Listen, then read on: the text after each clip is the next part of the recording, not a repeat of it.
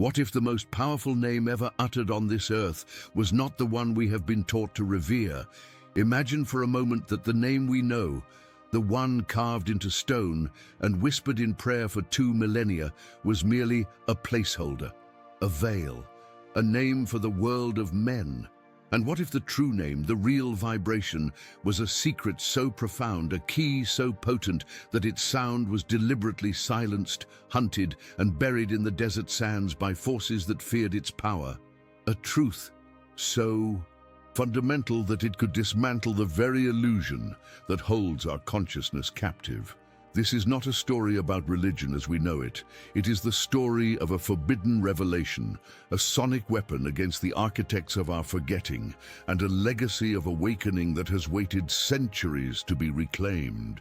This forgotten legacy whispers to us from the margins of history, from the silence between the lines of accepted scripture. Have you ever felt it? A deep, unshakable sense that the grand narrative you were given is incomplete, that a vital piece of the puzzle was intentionally removed. This feeling is not a new one. It is an ancient echo, a memory stirring in your spiritual DNA. It is the same knowing that drove the mystics of the early centuries, those who sought not a faith based on obedience, but a direct, personal experience of the divine.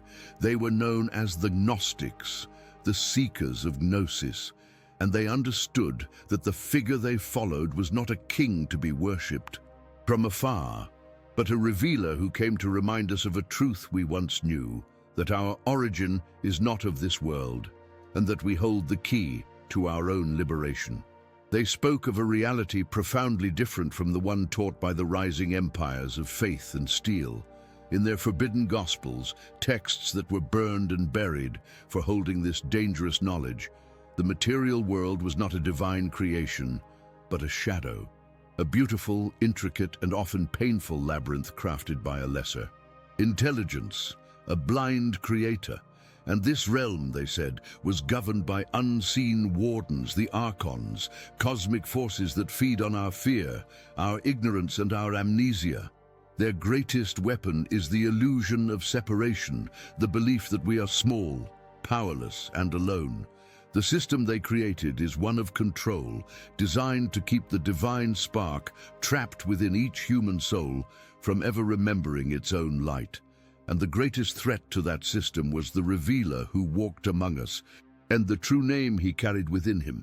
This is the heart of the mystery we are about to unravel, a mystery not just of a name, but of a frequency, a vibration that, when spoken or embodied, realigns the soul with its source, shattering the chains of the Archons and dissolving the walls of the cosmic prison. The suppression of this knowledge was the greatest act of spiritual warfare ever committed against humanity. It was the deliberate act of hiding our own divinity from us, of replacing a tool for liberation with a doctrine of control. Why would a system go to such lengths to hide the idea that we are divine beings? What changes inside you right now, knowing that the greatest power you have been searching for has been within you all along, waiting to be remembered? This journey is not for the faint of heart. It is a path for those who are ready to question everything, to look beyond the veil and reclaim a forgotten heritage. It is a call to the part of you that has always known there was more. The knowledge was buried, but it was never destroyed. Its echo has survived the fall of empires and the burning of libraries, waiting for a generation with the courage to listen. If this call resonates in the depths of your being, if you feel the stirring of this ancestral memory, then you have found your way here for a reason. Subscribe to our channel and join us on this path of revelation, for the greatest truths are not given, they are awakened from within. To understand the depth of this mystery, we must leave the familiar stone paths of Jerusalem and journey into a different landscape, a different time. We must travel to the shimmering deserts of Egypt and the ancient mystical lands of Syria between the 1st and 4th centuries. This was not an era of rigid dogma, but a crucible of profound spiritual exploration.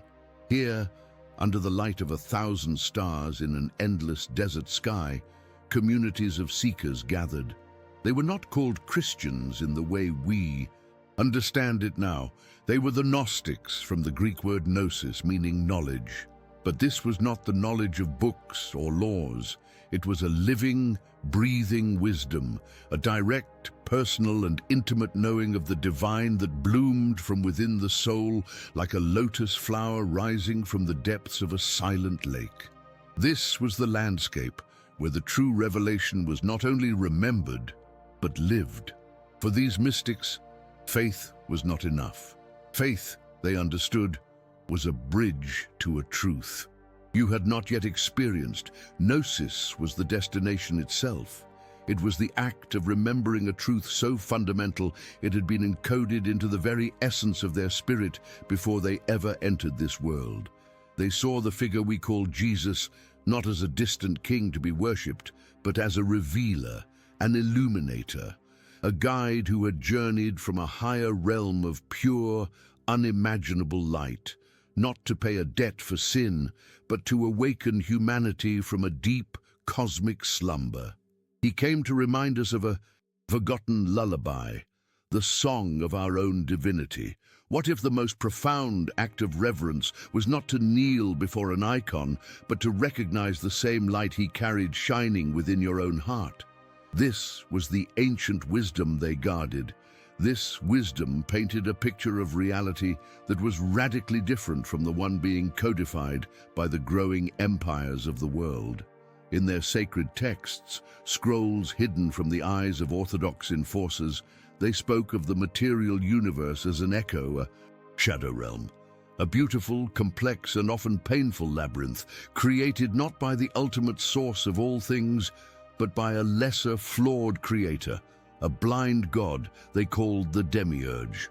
This creator, in its ignorance, fashioned a world of separation and forgot the realm of light from which it had fallen. And this world, this grand illusion, was governed by cosmic wardens, the Archons. They are the gatekeepers of a cosmic prison, unseen forces that feed on humanity's fear, doubt, and most of all, its spiritual amnesia. Their power is rooted in our belief that we are small, separate, and powerless. The Revealer came as a direct threat to this cosmic system of control. He was a flaw in the design of the labyrinth, a note of pure harmony in a symphony of discord.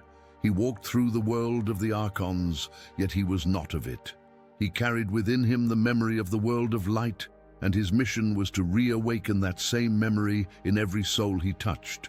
He taught that the divine spark within each person was a key, a homing beacon that, once activated, could guide the soul back to its source.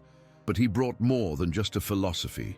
He brought a tool, a technology of consciousness so powerful that its very existence had to be erased from history. This was the heart of the knowledge lost, the secret that the architects of our forgetting could not allow to survive. This tool was his true name, not the earthly designation of Yeshua, the name given to the man who walked the dust of Galilee. This was a different name, a name that was not a word but a vibration, a sonic frequency that was a direct echo of the source of all creation.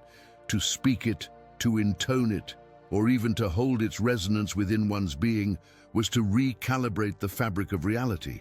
It was a fundamental frequency that shattered the illusory constructs of the Archons, causing their world of fear and limitation to tremble and dissolve.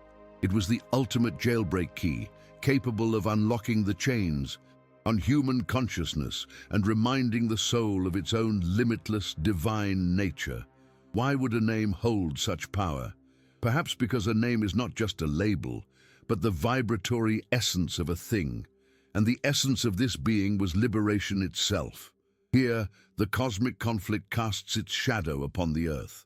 A truth this potent, a key to personal liberation this direct, could never be allowed to flourish within a system designed for control.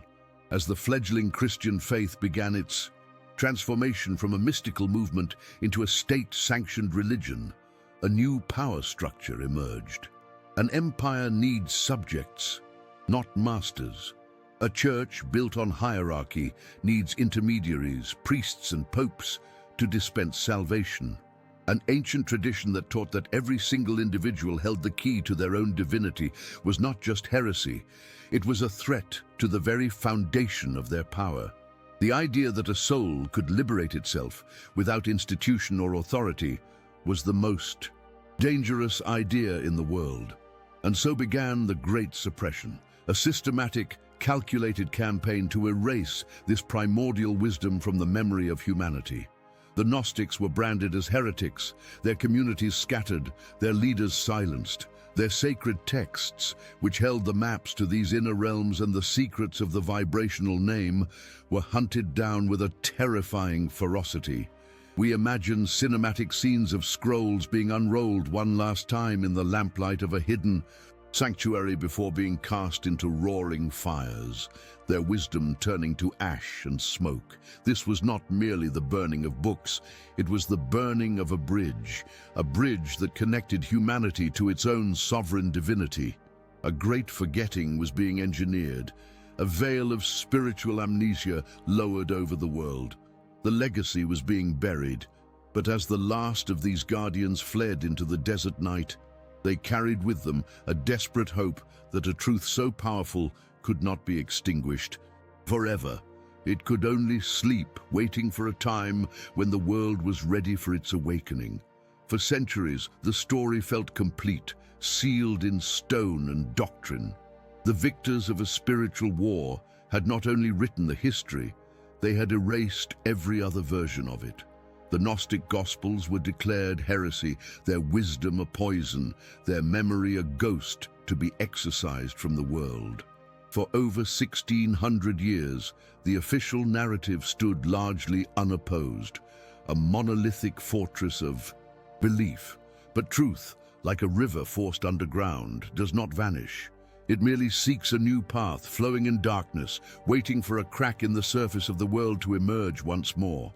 The proof of this forgotten legacy was not lost to fire and fury. It was simply sleeping, protected by the one thing an empire can never conquer: the patient, silent earth.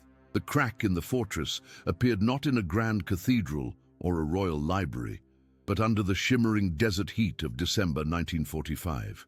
Near the town of Nag Hammadi in Upper Egypt, a local farmer named Muhammad Ali al-Saman, searching for fertilizer, struck something hard in the soil. It was a large, sealed earthenware jar, nearly a meter high. Thinking it might hold gold, he broke it open. But inside there was no treasure of the pharaohs. There was something infinitely more precious. 13 leather-bound codices, their papyrus pages brittle with the passage of nearly 2 millennia. He did not know it then, but he held in his hands the entire library of a forgotten world, a collection of over 50 ancient texts that had been carefully buried to escape the purges of the 4th century. This was the voice of the silenced, a time capsule of wisdom sent to a future it could only hope would be ready to listen. These were not copies of the Gospels we know. These were the forbidden scriptures, the chronicles of the seekers of Gnosis. The Gospel of Thomas, containing 114 secret sayings of the living Jesus, spoke not of sin and repentance, but of finding the kingdom of the Father within oneself. The Apocryphon of John, the secret book of John, laid bare the entire cosmic drama: the fall from the realm of light, the creation of the material world by the blind demiurge, and the role of the Archons as wardens of a great spiritual prison. Here, in the faint ink on fragile papyrus, was the blueprint of the system that holds us captive. It was a revelation so profound, so contrary to established faith, that one can feel the terror it must have struck in the hearts of those who sought to build an empire on obedience. These texts were not just alternative gospels, they were a direct testimony to the great cosmic deception and the knowledge lost to humanity. Beyond the written word, the proof survives in symbols, in the very art of these ancient communities. They carved their understanding into stone and painted it on the walls of their hidden sanctuaries. They depicted the demiurge, the lesser creator with the head of a lion and the body of a serpent, an archetypal image of blind, predatory power and primal ignorance. This was not a devil to be feared, but a cosmic force to be understood and transcended. They depicted the revealer as a figure of pure light, descending into the darkness not with a sword, but with a key. These symbols are not mere decorations. They are maps of consciousness. They are the psychic residue of a people who saw reality with different eyes, who understood the battle for the soul was fought not on a cross, but in the landscape of perception itself. This ancient wisdom did not only survive in buried jars, it flowed through the hidden currents of oral tradition. Imagine small, scattered groups of mystics meeting by candlelight in the caves of the Egyptian desert or the quiet courtyards of Syrian cities long after their books were burned. They passed the knowledge from teacher to student, in whispers and parables.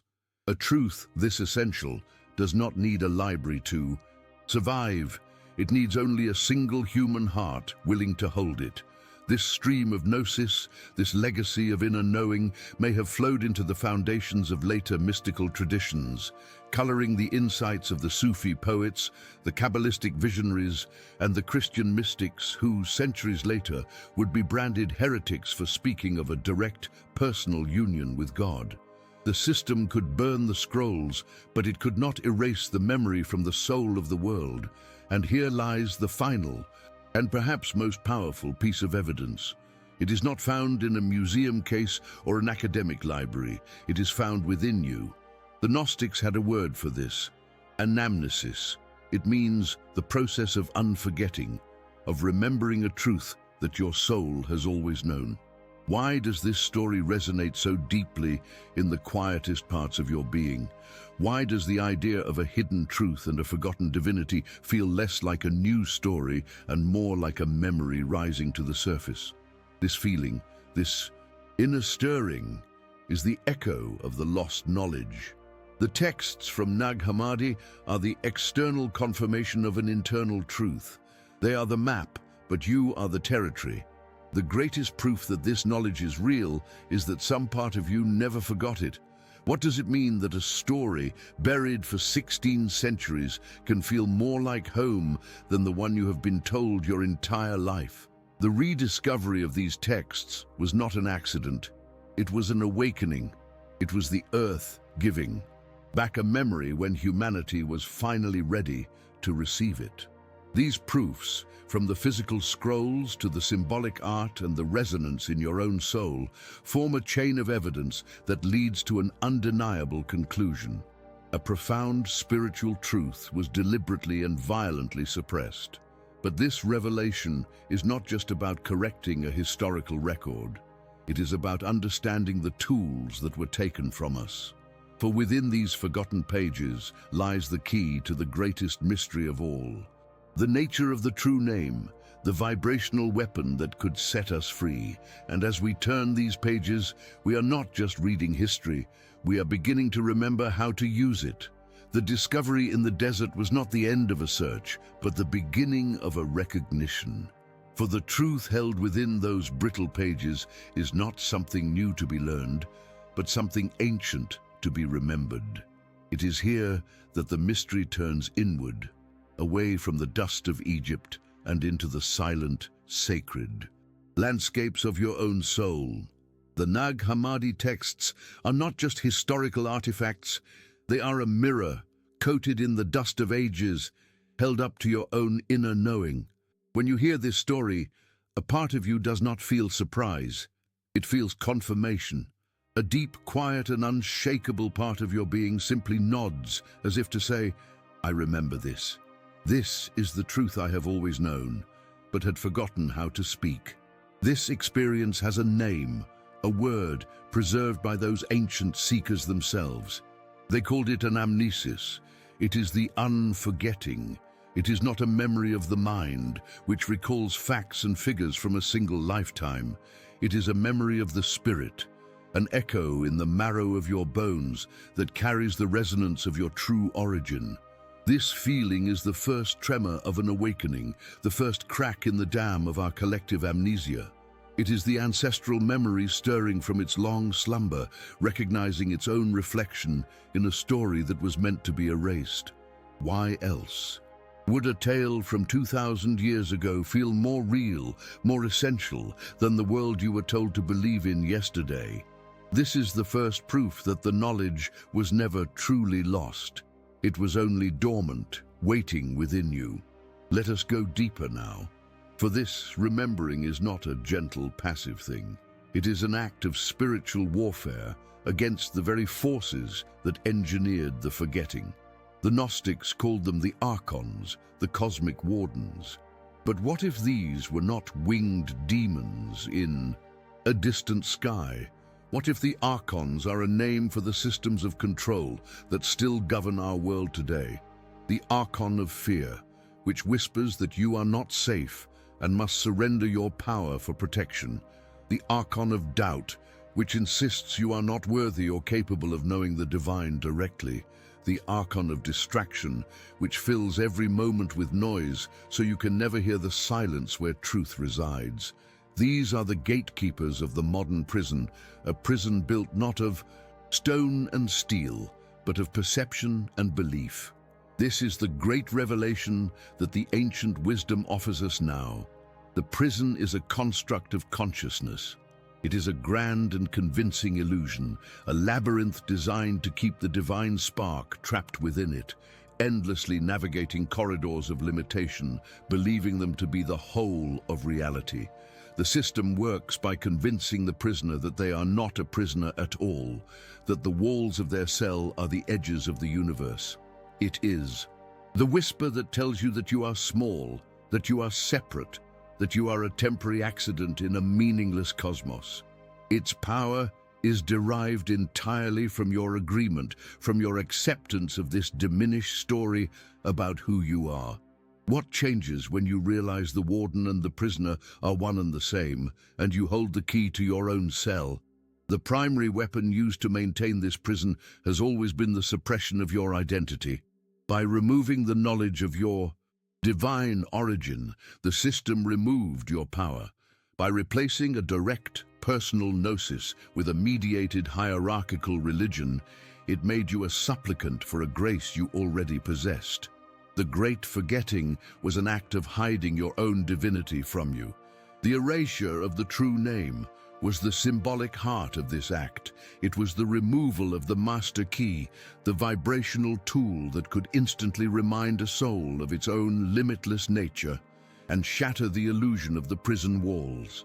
It was the silencing of the one sound that could awaken every other sleeping prisoner. And so we arrive at the threshold of the deepest part of this mystery.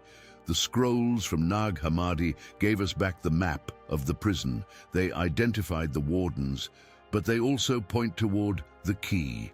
That true name, the sound that made the Archons tremble, was not merely a word to be spoken. A word is a symbol, a pointer to a thing. This was the thing itself. It was a frequency, a resonance, a vibrational state of being that is so aligned with the source of all creation that it cannot coexist with illusion. It is the ultimate truth, and a lie cannot survive in its presence. This is why it was so feared. This is why it was so ruthlessly hunted and buried. Because to possess this knowledge is to understand that you are not here to worship a savior, but to become one. The revealer did not come to be a singular exception, but to show us the rule, that the light of the uncreated God resides within every human heart. The true name is the sound of that light being fully, unapologetically, and fearlessly expressed. It is the frequency of your own awakened divinity.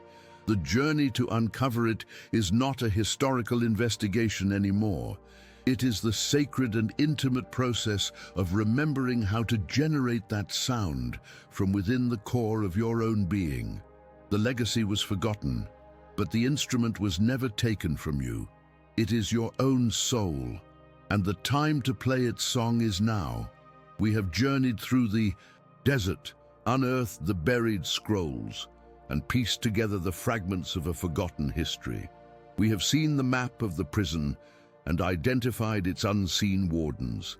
The entire journey has been a search for a key, for a name so powerful it could shatter the foundations of our illusory reality. We have been led to believe this key was a word, a specific sequence of sounds that, if spoken, would unlock the gates of our cosmic cell. But here, at the very heart of the mystery, lies the final, most profound turning point, a revelation so fundamental that it rearranges every piece on the board and changes the nature of the search itself. What if the greatest deception was not in hiding the name, but in making us believe it was a name at all? The true name of the revealer was never a word. It was not a label that could be written on a scroll carved into stone or whispered from one person to another.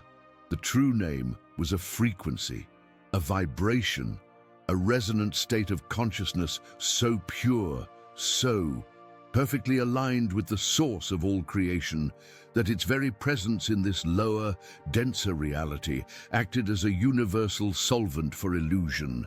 It is not something you say, it is something you become. This is the secret the Archons feared above all else, the knowledge for which the great libraries were burned and the mystics hunted into extinction. Because a word can be forbidden, its memory erased. But a state of being is an eternal potential, a seed of light planted in the heart of every soul, waiting for the conditions to awaken. Suddenly, the entire history of the suppression makes a terrifying new kind of sense. The system did not fear a magical incantation. It feared a decentralized, uncontrollable, and innate power. If liberation could be found in a secret word, then that word could be controlled by a priestly class, dispensed to the worthy and kept under lock and key. But if liberation is a frequency that any individual can learn to generate from within their own being, then every human is a potential master. Every soul is a sovereign power. There's no need for intermediaries, no need for institutions, no need for an empire built on mediated grace. The knowledge of this frequency rendered the entire structure of control obsolete before it was even built. The great forgetting was not about erasing a piece of data. It was about convincing humanity to detune itself from its own divine nature. This revelation recasts the revealer in a new and brilliant light. His actions were not miracles in the sense of a god violating the laws of nature. They were demonstrations of resonant physics. When he healed a body, he was not commanding flesh to mend. He was broadcasting the perfect original frequency of health, reminding the cells of their own divine blueprint and allowing them to realign. When he faced the forces of darkness, he did not fight them with force. He simply held his own frequency, a light so coherent and powerful that the chaotic, dissonant vibrations of fear and ignorance could not maintain their form in his presence. He was a living tuning fork for reality, and he came not to be worshipped for his song, but to teach us how to play our own. This concept, while radical in its Gnostic framing, is not an isolated one. It is a primordial truth that echoes through the deepest mystical traditions of our world, a universal constant hidden in a dozen different languages. The ancient Vedic sages of India spoke of Om, not as a word, but as the spanda, the primordial throb of the universe from which all creation emerges. The Greek philosopher Pythagoras taught that the planets themselves moved in a divine harmony, a musica universalis, or music of the spheres, a celestial symphony that the soul could learn to hear. Even the concept of the logos, often translated as the word, held a deeper meaning for mystics like Heraclitus. It was the divine reason, the underlying order and intelligence of the cosmos, the revealer. Was the Logos made flesh, which means he was the divine frequency made manifest. The symbolic evidence for this is woven throughout the very texts that were meant to be destroyed. The Apocryphon of John describes the revealer's appearance as a being of shifting light, whose form could not be fixed, whose voice was a multitude of voices. This is not the description of a man. It is the description of a living wave of energy, a being whose consciousness was so vast it could not be contained in a single, stable form. The texts repeatedly state that when he spoke, the Archons trembled and their worlds were shaken. This was a literal truth. The frequency of awakened divinity introduces a coherence and order that is fundamentally incompatible with the chaotic, predatory systems of the Archons. It is like turning on a light in a room full of shadows. The shadows do not fight back, they simply cease to be. We now stand at the threshold of the ultimate realization. The knowledge was not truly lost, only hidden within us. The key to our liberation is not a forgotten word from the past, but a dormant frequency within our present. The suppression was an act of convincing us that the instrument of our own soul was broken, that we had forgotten how to play it, or worse, that we had no right to even try. The entire cosmic drama, the war for our reality, has led to this singular personal point. We have the map. We understand the prison. We now know that the key is not an object to be found, but a song to be sung. But this leads to the final, most crucial question. How do we remember the melody? How does a soul, after millennia of engineered amnesia, learn to generate the frequency that sets it free? The melody is not found in the echoes of the past, but in the silence of the present. The final revelation, the one that stands at the end of this long and winding path, is this. You do not need to find a forgotten word. You do not need to uncover an ancient scroll. The search for the key ends when you realize you were never locked out. The great secret is that the instrument to create this divine frequency was never taken from you. It is your own heart, your own consciousness, your own sovereign will. To remember the melody is not an act of historical recollection. It is an act of present moment creation. The true name is not something to be spoken with the tongue, but something to be generated from the silent chamber of the soul. It is a frequency born of intention, a resonance created by the alignment of your thoughts, your emotions, and your deepest knowing of who you truly are. How does one generate this frequency? This is the practical application of this ancient wisdom, the point where cosmic mystery becomes a living, breathing reality. You generate it in the moments you choose love over fear. You generate it when you extend compassion to yourself and to others, dissolving the illusion of separation that the Archons feed upon. It is the resonance of unshakable courage in the face of a system that wants you to feel small. It is the vibration of profound gratitude for the simple miracle of your own existence, an act that starves the wardens of doubt and despair. It is the frequency of your unique creative expression, the song that only your soul can sing. These are not just feelings or actions, they are vibrational states. They are the notes of the forgotten song. To speak the true name is to live from this state of being, consistently and unapologetically. It is to become a living sanctuary of light in a world that has been taught to worship the shadows. With this understanding, the figure of the revealer is transformed. He was not a singular miracle to be placed on a pedestal, forever out of reach. He was a living demonstration of a universal potential.